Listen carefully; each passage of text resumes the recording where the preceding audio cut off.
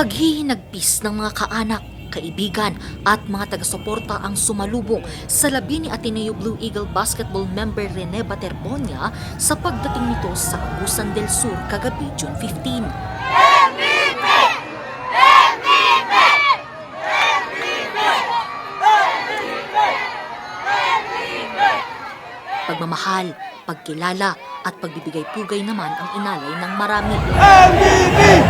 MVP!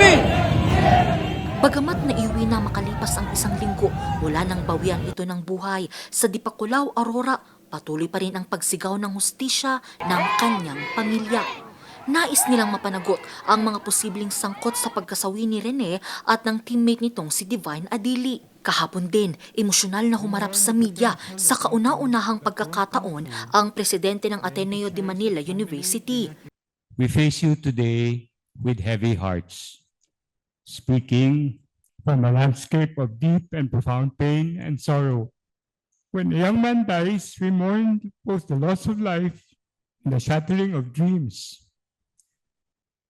We mourn the potential that won't come true. Nauna nang sinabi ng Aurora PNP na aksidente ang nangyari at walang foul play sa pagkamatay ng dalawang atleta. Pero para mapanatili ang integridad ng investigasyong binuo ng universidad, kahapon June 15, tinanggap nila ang pagbibitiw nila Blue Eagle head coach Tab Baldwin at team manager na si Epo Kimpo.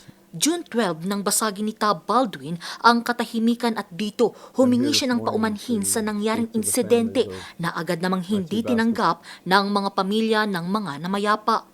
Yes, as a coach, I lost my boys too. Never again would I be able to help them develop into the basketball player they wanted to be, to help them grow into the young man that they promised that they could be. Habang gumugulong ang investigasyon ng pagkamatay ng dalawang atleta, pinag-aaralan na ng PNP-CIDG ang posibleng kasong homicide at paglabag sa Anti-Hazing Act 2018. Possibly the violation of Article 249 of the Revised Penal Code or the Anti-Hazing Act of 2018. It depends po doon sa ongoing na interview namin na kinakandak sa players. Wala pa tayong conclusion. We are still in the fact-finding. Tinitingnan pa natin kung saan talaga nanggaling at nagkulang. Of course, there are tourists na lumalabas. We will not say that we are going towards that direction, but we will go the direction where the evidence will lead. Dahil dito, nagpadala na ng sudpina ang CIDG sa 5 coaching staff ng universidad pero isa lamang ang dumalo. Muling magpapadala ng pangalawang sudpina sa 4 na hindi tumugon para sa darating na Biyernes. We will be asking also if have they considered na these players are basketball players and not swimmers. And we will also be asking out of the 7 training staff na kasama, swimmer ba sila? Diba?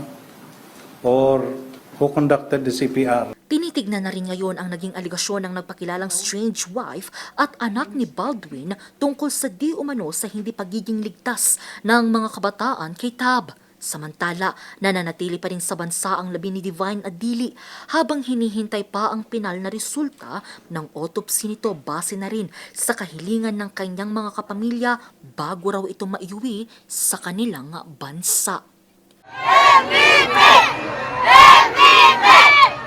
Angel Arquero, RNG News.